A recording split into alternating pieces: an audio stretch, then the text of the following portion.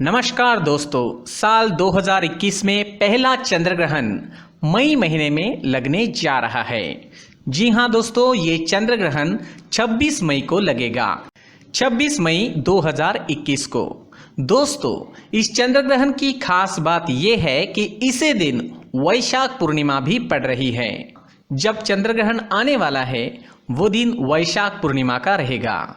आइए जानते हैं ये चंद्र ग्रहण कैसा रहने वाला है, किस समय लगेगा, साथ ही जानते हैं कि ग्रहण कहाँ कहाँ दिखाई देगा, भारत में इसका क्या असर होने वाला है, क्या सूतक मान्य है, क्या मंदिरों के कपाट खुले रहेंगे। चलिए दोस्तों, ये सब जानते हैं।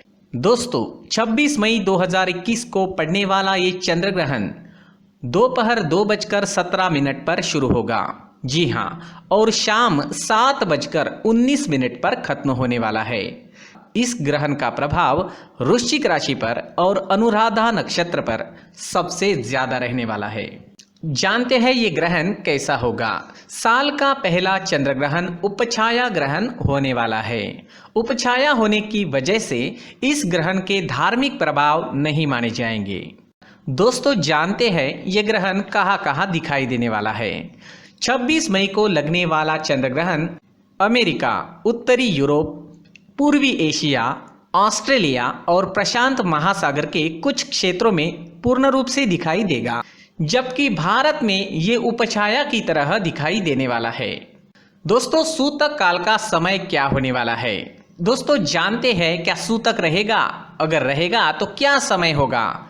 ये चंद्र ग्रहण उपछाया चंद्र ग्रहण है। उपछाया ग्रहण में किसी भी तरह के धार्मिक कार्यों पर पाबंदी नहीं होती है, इसलिए इस दिन सूतक काल नहीं माना जाएगा। जी हाँ, सूतक काल नहीं माना जाएगा। ग्रहण काल के दौरान भी मंदिर के कपाट बंद नहीं रहेंगे, मंदिर के कपाट खुले ही रहेंगे।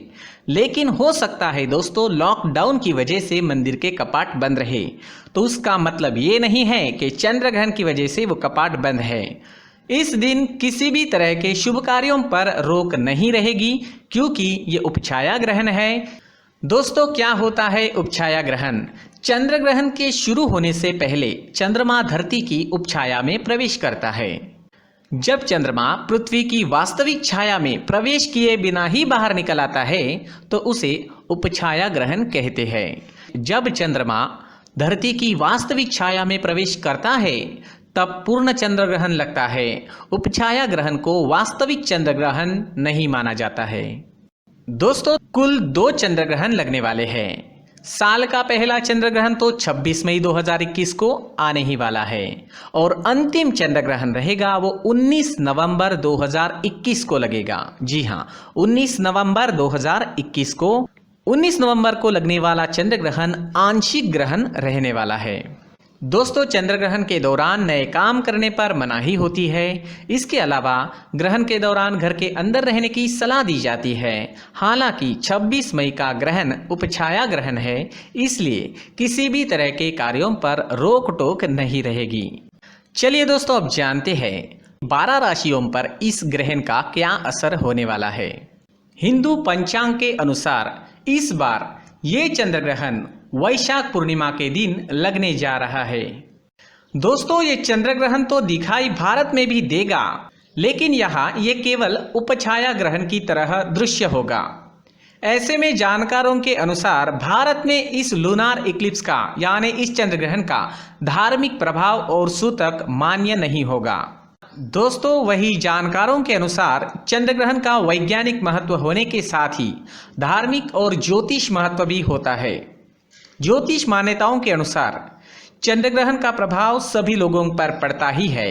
यह चंद्र ग्रहण 26 मई 2021 बुधवार को दोपहर 2:17 पर शुरू होगा और शाम 7:19 तक रहने वाला है। ज्योतिष के जानकारों की माने तो साल 2021 का ये पहला चंद्र ग्रहण वृश्चिक राशि में लगने जा रहा है। जी हाँ दोस्तों, ये चंद्र ग्रहण वृश्चिक राशि में रहेगा, इसलिए भले ही इसका सबसे अधिक प्रभाव वृश्चिक राशि पर देखने को मिलेगा, लेकिन चंद्र ग्रहण का प्रभाव सभी राशियों पर पड़ने वाला है। ज्योतिष शास्त्र में चंद्रमा को मन का कारक माना जाता है। ऐसे में माना जा रहा है कि वृश्चिक राशि के साथ इसका प्रभाव वृषभ राशि और कर्क राशि पर अधिक देखा जा सकता है, जिसके कारण इन राशियों के जातकों को लॉर्ड शिव की, भगवान शिव की पूजा करनी चाहिए और क्रोध, तनाव और वाणी दोष आदि से बचना चाहिए। दोस्तों चलिए अब जानते हैं सभी 12 राशियों पर साल 2021 के पहले चंद्र ग्रहण का प्रभाव कैसा रहने वाला है। मेष राशि। दोस्तों यह ग्रहण मेष राशि के अष्टम भाव में रहेगा। ऐसे में इस समय मानसिक तनाव हावी रहने की संभावना अधिक रहेगी। इस समय अपनी व अपनी मां की सेहत का खास ख्याल आपको रखना होगा। व्यर्थ के वाद विवाद से बचना होगा। इसके अलावा इस दौरान किसी बड़े परिवर्तन से भी बचना होगा। साथ ही इस वक्त आपको अचानक धन लाभ होने की संभावना रहेगी। वृषभ राशि। दोस्तों यह ग्रहण वृषभ राशि के सप्तम भाव में लगने वाला है, जिसके चलते स्त्री को कष्ट रहने की संभावना रहेगी। गृहस्थ जीवन में परेशानी रह सकती है। इस समय मान सम्मान में कमी आने की भी संभावना है। जीवन साथी की सेहत का खास ख्याल तो इस समय में रखना ही होगा। साथ ही वैवाहिक जीवन में कटुता से भी बचना होगा।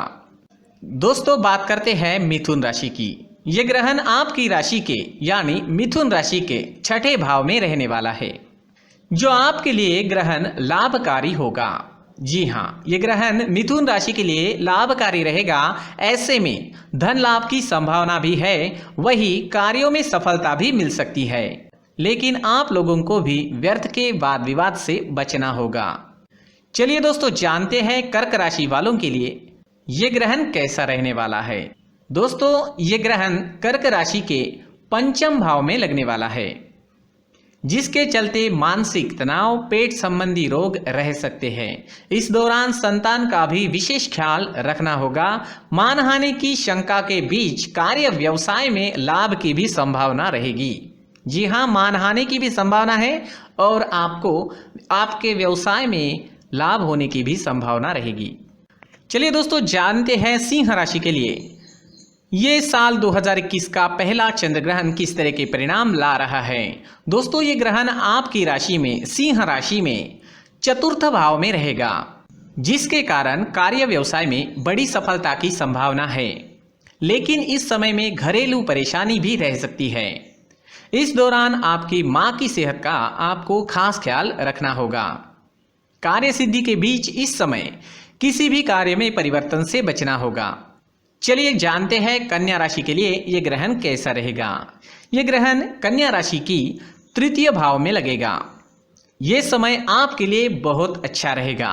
साथ ही भाग्य व धन धान्य में वृद्धि होगी। लाभ के बीच नौकरी में भी तरक्की की संभावना है। तो दोस्तों कन्या राशि वालों के लिए यह ग्रहण बहुत अच्छा रहने वाला है। चलिए जानते हैं तुला राशि वालों के लिए यह ग्रहण कैसा रहेगा। यह ग्रहण आपकी राशि के द्वितीय भाव में रहेगा, जिसके चलते इस समय धन हानि के संकेत मिल रहे हैं। साथ ही इस समय उधार देने व निवेश से आपको बचना चाहिए। अपने व जीवन साथी के दोनों की सेहत का खास ख्याल रखें। शारीरिक कष्ट व चिंता रहने की भी संभावना है। चलिए दोस्तों अब जानते हैं वृश्चिक राशि वालों के लिए यह ग्रहण कैसा रहने वाला है। दोस्तों ये ग्रहण आपकी राशि के प्रथम यानी लग्न भाव में लगेगा, जिसके कारण आप पर इसका विशेष प्रभाव पड़ेगा। इस दौरान वृश्चिक राशि वालों को कुछ विशेष बातों का ध्यान रखना होगा। इस समय में सेहत का ख्याल रखने की बहुत ज़्यादा ज़रूरत रहेगी। साथ ही मानसिक तनाव से भी बचना होगा। शारीरिक कष्ट व चिंता इस समय आपको घेर सकती है।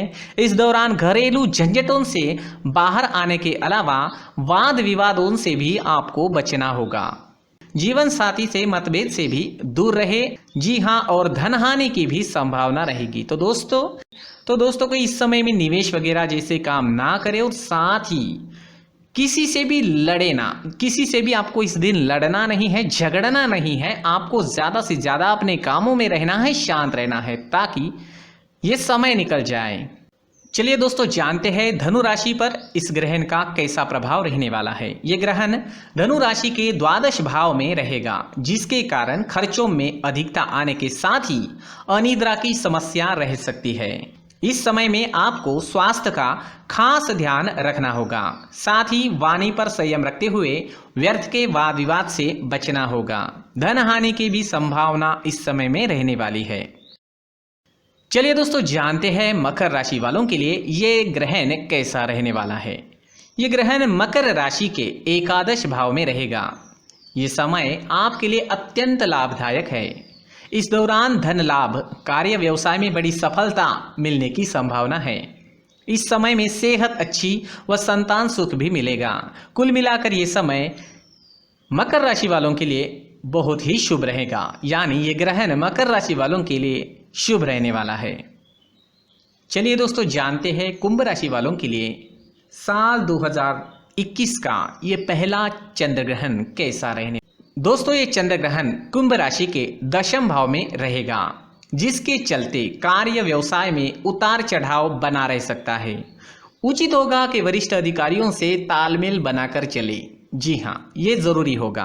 कार्य व्यवसाय में धीरे धीरे सफलता मिल सकती है। कुल मिलाकर ये समय आपके लिए शुभ नहीं है। जी हाँ, समय शुभ तो नहीं है, लेकिन बहुत ज्यादा बुरा होने की भी संभावना नहीं है। दोस्तों चलिए जानते हैं मीन राशि वालों के लिए ये ग्रहण कैसा रहने वाला है।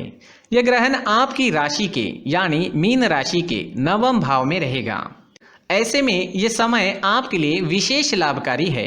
इस दौरान भाग्य की वृद्धि के साथ ही धन लाभ भी होगा, लेकिन माता पिता के साथ व्यर्थ के वाद विवाद की संभावना है। इस समय माँ और संतान की सेहत का विशेष ध्यान आपको रखना होगा। इस दौरान किसी बड़े परिवर्तन से भी आपको बचना होगा, अन्यथा ये ग्रहण चिंता का कारण भी बन सकता है। तो दोस्तों इस तरह 12 राशियों पर साल 2021 का पहला चंद्र ग्रहण जो 26 मई 2021 को रहेगा, अलग अलग 12 राशियों पर इस तरह प्रभाव डालने वाला है। दोस्तों इस वीडियो में हम देखने वाले हैं चंद्र ग्रहण आ जाता है और फिर चंद्र ग्रहण खत्म हो जाता है, लेकिन कभी कभी हम चंद्र ग्रहण का जो सूतक है उसमें जो भी नियम है वो नहीं कर पाते। जो भी चंद्र ग्रहण के सूतक के नियम है वो हम अच्छे से फॉलो नहीं कर पाते। इसके पीछे कुछ भी कारण हो सकता है। साथ ही दोस्तों अगर हम नियम भी फॉलो करते हैं, सब कुछ अच्छे तरीके से करते हैं, तो भी चंद्र ग्रहण काफ़ी सारी निगेटिव एनर्जीज हमारे घर में भर देता है और काफ़ी सारी निगेटिव एनर्जी चंद्र ग्रहण के वक्त फैल जाती है। तो उस निगेटिव एनर्जी को निकालना हमारे लिए काफ़ी ज़रूरी होता है। हम चंद्र ग्रहण से जुड़ी निगेटिव एनर्जीज के चपेटे में ना आने के लिए काफ़ी कुछ करते हैं। तो चंद्र ग्रहण समाप्त होने के बाद सबसे महत्वपूर्ण समय होता है, जिस वक्त हमें कुछ चीज़ें करना बहुत ही इंपॉर्टेंट होता है। और वो चीज़ें क्या है, हमें चंद्र ग्रहण समाप्त होने के बाद क्या करना चाहिए, दूसरे दिन क्या करना चाहिए, ये सारी चीज़ें हम इस वीडियो में देखने वाले हैं। दोस्तों एकदम सिंपल सी चीज़ें हैं, कोई भी ऐसी चीज़ मैं नहीं बताऊंगा जो कि हम फॉलो नहीं कर सकते। एकदम सिंपल सादी सारी चीज़ें हैं जो हम आराम से फॉलो कर सकते हैं। जो चीज़ें मैं करूंगा वही मैं आपको बताने वाला हूँ। तो चलिए दोस्तों शुरू करते हैं, लेकिन पूरी वीडियो ज़रूर देखें। दोस्तों ऐसा कहा जाता है कि ग्रहण के समय जो वस्त्र हम पहनते हैं उसे दोबारा नहीं पहनना चाहिए, लेकिन ये सारे लोगों के लिए पॉसिबल नहीं होता है।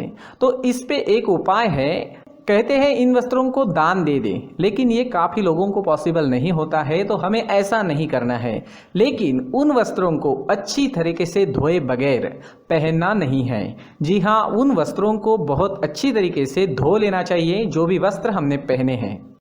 दोस्तों ग्रहण होने के बाद में बिना स्नान व बिना पूजा किए कुछ भी ग्रहण नहीं करना चाहिए। जी हाँ, ग्रहण समाप्त हो जाएगा, उसके बाद अगर आपको कुछ खाना है, सूतक का समय समाप्त होने के बाद हम सोचते हैं कि अब हम कुछ खा सकते हैं, पी सकते हैं, लेकिन दोस्तों सूतक समाप्त होने के बाद हमें स्नान करना चाहिए, पूजा करनी चाहिए और उसके बाद ही हमें खाना चाहिए। कम से कम स्नान करके अपने घर के मंदिर में भगवान के सामने एक दीपक जला दे, अगरबत्ती जला दे और उसके बाद हम कुछ खा सकते हैं। क्योंकि ये सब इसलिए है कि खाने के समय में कोई निगेटिव एनर्जी हमारे शरीर में एंटर ना करे। दोस्तों और एक बात बहुत महत्वपूर्ण है, ग्रहण समाप्त होने के बाद हमें हमारे घर को पूरी तरह से साफ कर लेना है और घर के कोनों को तो साफ करना बहुत ज़्यादा ज़रूरी होता है। तो दोस्तों पूरे घर को पूरी तरह से स्वच्छ कर ले, जितना हम कर सके उतना तो कर ही ले। उसके बाद में गीले पोछे से घर के फर्श को पूरी तरह से साफ कर ले। इस प्रक्रिया से काफ़ी सारी निगेटिव एनर्जीज घर से निकल जाएगी। जैसे दिवाली आती है तो हम घर को पूरी तरह से स्वच्छ करते हैं, साफ सफाई करते हैं। उसी तरह से अगर आप ग्रहण के बाद में साफ सफाई करते हैं तो बहुत अच्छा रहेगा, सारी निगेटिव एनर्जी पूरी तरह से निकल जाएगी घर के बाहर। इसके बाद में अगर आपके पास गंगा जल है तो घर के मंदिर में गंगा जल का छिड़काव करें और घर में भी गंगा जल का छिड़काव करें। नहीं तो फिर कपूर जलाएं और उस जलते हुए कपूर को अगर हम पूरे घर में लेके थोड़ा सा घूम कर आते हैं तो बहुत अच्छा रहेगा, काफ़ी सारी पॉजिटिव एनर्जी घर में भर जाएगी। दोस्तों ये कपूर ले जाते वक्त ध्यान रखें, ये जलती हुई चीज़ है, कोई कपड़ा जल भी सकता है, तो ध्यान रखें। अगर आपका घर बहुत कंजेस्टेड है तो सिर्फ भगवान के मंदिर में ही ये कपूर जलाएं। दोस्तों चंद्र ग्रहण के बाद में पितरों को याद करना बहुत ज़रूरी होता है, लेकिन दोस्तों पितरों की भी दुनिया होती है, तभी तो हम ये सारी चीज़ें व्रत त्योहार फॉलो करते हैं, क्योंकि ये सब है। तो दोस्तों पितरों को याद करना बहुत ही इम्पोर्टेंट होता है और ग्रहण के बाद में उनके नाम पर दान देना बहुत ही ज़्यादा महत्वपूर्ण होता है। तो अपने पितरों को याद करें, उन्हें थैंक यू कहें और भगवान के मंदिर में उनके नाम से दान करें। दोस्तों अन्न धान्य जो होते हैं हमारे घर में, उसमें पितरों का वास होता है, तो हमारे घर का अन्न या फिर कोई भी धान्य हम दान दे सकते हैं पितरों के नाम पर। दोस्तों एक बहुत इम्पॉर्टेंट बात है दान देना। दोस्तों दान देना बहुत ज़्यादा इम्पॉर्टेंट होता है। इंसान के मन में लालच तो होती ही है और लालच के कारण इंसान कोई चीज़ छोड़ता नहीं। जब तक हम कुछ छोड़ेंगे नहीं, निगेटिव एनर्जी भी हमारे पास जो है वो छूटने वाली नहीं है। तो दोस्तों जब हम दान देते हैं तो हम कुछ छोड़ते हैं, और दान भी क्या देना है, वो चीज़ दान देनी है जिसकी हमें ज़रूरत है। हमारी प्रिय चीज़ दान देना ज़रूरी नहीं है, लेकिन जो चीज़ हमें ज़रूरी है उसका दान देना ज़रूरी होता है। जैसे अन्न धान्य जो हमारी ज़रूरत है, जिसका हम उपयोग करने वाले हैं, तो हमारे घर में जो अन्न धान्य रखा हुआ है उसका दान देना सर्वश्रेष्ठ माना जाता है। साथ ही दोस्तों पैसा, सबसे इम्पोर्टेंट बात है पैसा। पैसा सबको चाहिए, तो पैसों का दान देना भी महत्वपूर्ण होता है। लेकिन इसमें भी ध्यान दें, इसमें भी एक बात है, ज़रूरी नहीं है कि आप 1000 रुपया दान करो, ज़रूरी नहीं है आप 100 रुपया दान करो, ज़रूरी है सिर्फ दान करो। आप 1 रुपये का सिक्का भी दान करते हैं तो भी निगेटिव एनर्जी आपको छोड़ के चली जाएगी। दान करना बहुत इंपॉर्टेंट होता है। जैसे दोस्तों कोई आरती में पैसे डालते हैं, भाई दूज के समय हम देखते हैं तो 1 रुपये का सिक्का इस समय में काफ़ी इंपॉर्टेंट हो जाता है। उसी तरह से जब हम कोई दान देते हैं तो 101 रुपया, 1001 रुपया, तो ये 1 रुपया क्या है, तो दोस्तों 1 रुपया बहुत ज़्यादा इंपॉर्टेंट होता है। 1 रुपये का सिक्का अगर हम मंदिर के गुल्लक में डालते हैं तो हमें बहुत ज़्यादा फायदा होता है। अगर आपके मन में डर है कि मैंने सूतक ठीक से नहीं किया है, मेरा चंद्रग्रहण से कुछ बिगड़ने वाला है, कहते हैं चंद्रग्रहण का जो असर है वो काफ़ी दिनों तक आगे चलता रहता है, तो वो हमें मिटाना है, उसकी वजह से मेरी ज़िंदगी में प्रॉब्लम्स आ सकते हैं, कोई भी शंका है तो मन में ना रखें, क्योंकि साइकोलॉजिकल इफेक्ट भी हमारे जीवन पर पड़ते हैं। जो भी हम सोचते हैं उसके हिसाब से ही हमारा जीवन आगे बढ़ता जाता है, आगे उसी तरह की घटनाएं घटित होने लगती है। तो दोस्तों आपको एक बात याद रखनी है, आपको 1 रुपये का सिक्का मंदिर के मुख्य गुल्लक में ज़रूर डालना है। तो दोस्तों आप इस समय में एक बात करें, ग्रहण के दूसरे दिन बढ़िया स्नान करके मंदिर जाएं, भगवान की पूजा करें और 1 रुपये का सिक्का मंदिर के मुख्य गुल्लक में ज़रूर डालें। और दोस्तों 1 रुपये का सिक्का आपने डाल दिया, अगर आपके मन में फिर भी शंकाएं है तो 7 दिन लगातार 1 रुपये का सिक्का मंदिर के गुल्लक में डालें, लगातार डालना है आपको। और फिर भूल जाइए कि चंद्र ग्रहण था या उसका नेगेटिव इफेक्ट था, बस अपने काम पर लग जाइए। सोचना ही नहीं है, हमें सिर्फ सकारात्मक सोच रखनी है, हमें सिर्फ पॉजिटिव सोचना है और हमारे जीवन में आगे बढ़ना है। उन चीज़ों पर ध्यान देना है जो चीज़ें हमारे जीवन में महत्वपूर्ण है, जो हमें अब करनी है। तो दोस्तों ग्रहण के बाद शिव पूजा भी फायदेमंद मानी जाती है। भोले शंकर भोले हैं, हम टीवी सीरियल्स में देखते हैं हमेशा, जो भोलेनाथ हैं वो उन राक्षसों को भी वरदान दे देते हैं जो आगे जाके मुसीबत बन जाते हैं। तो दोस्तों भोले शंकर है ही भोले, उनको अगर कोई प्रसन्न करे तो वो वरदान दिए बगैर नहीं रहते। तो दोस्तों भोले शंकर की पूजा करना भी इसके बाद काफ़ी फायदेमंद होता है। तो दोस्तों ग्रहण के बाद शिव पूजा भी फायदेमंद मानी जाती है और पूजा अगर आप किसी मंदिर में जाकर करते हैं तो वो भी बहुत अच्छा माना जाता है। दोस्तों घर में तुलसी का पौधा जो होता है, दोस्तों घर में हमारे तुलसी का पौधा होता है तो वो पौधा भी चंद्र ग्रहण से प्रभावित होता है। इसकी पूजा करने से पहले भी इस पर गंगा जल का अगर आप छिड़काव करते हैं तो बहुत अच्छा रहेगा। अगर गंगा जल आपके पास नहीं है तो आप वो तुलसी का पौधा जिस गमले में लगाया है वो गमला भी पूरी तरह से साफ कर ले पानी से और उस पौधे को भी पानी से साफ कर ले, उसकी पूजा करें। आजू बाजू में जूते चप्पल ना रखें। तुलसी के पौधे के आजू बाजू की जो भी जगह है वो पूरी तरह से साफ कर ले, वहां पर पानी का छिड़काव करें। तो दोस्तों कहने की बात यह है कि तुलसी के पौधे के आजू बाजू में पूरी तरह से साफ सफाई रखें, पूरी तरह से साफ सफाई कर लें। वैसे भी तुलसी के पौधे के आजू बाजू में साफ सफाई रखने से ही हमारे घर में हमारी ग्रोथ हो पाती है, नहीं तो वहाँ भी प्रॉब्लम्स क्रिएट होते हैं हमारी लाइफ में। तो ये भी बहुत महत्वपूर्ण होता है। दोस्तों ग्रहण के बाद घर की अच्छी तरीके से सफाई कर लेना है और घर में धूप या अगरबत्ती का धुआं भी दिखा देना है। कपूर के बजाय आप धूप या अगरबत्ती का धुआं भी घर में दिखा सकते हैं। तो दोस्तों ये सारी चीज़ें हैं जो ग्रहण समाप्त होने के बाद आपको करनी है। इससे आपके जीवन में पॉजिटिव एनर्जी भर जाएगी, आपका जीवन खुशियों से भर जाएगा, कोई भी ग्रहण का प्रभाव आप पर नहीं रहेगा। और सबसे इम्पॉर्टेंट बात इन चीज़ों में एक है, हमारी सोच बहुत ज़्यादा महत्वपूर्ण है। अगर हम निगेटिव सोचेंगे तो लाइफ में निगेटिविटी आनी ही है। आपको पॉजिटिव सोच रखनी है, सिर्फ सकारात्मक सोचना है और जो भी उपाय किए हैं उस पर विश्वास रखते हुए सब भूल जाना है और अपने जीवन में आगे बढ़ना है। दोस्तों ये वीडियो आपको कैसा लगा, आपकी राय कमेंट सेक्शन में जरूर लिखें। अगर आप चाहते हैं कि ये जानकारी आपके दोस्तों को भी मिले तो अभी इसी वक्त वीडियो को अपने दोस्तों के साथ शेयर जरूर करें। दोस्तों चैनल को सब्सक्राइब करना और लाइक करना ना भूलें। पूरी वीडियो देखने के लिए धन्यवाद।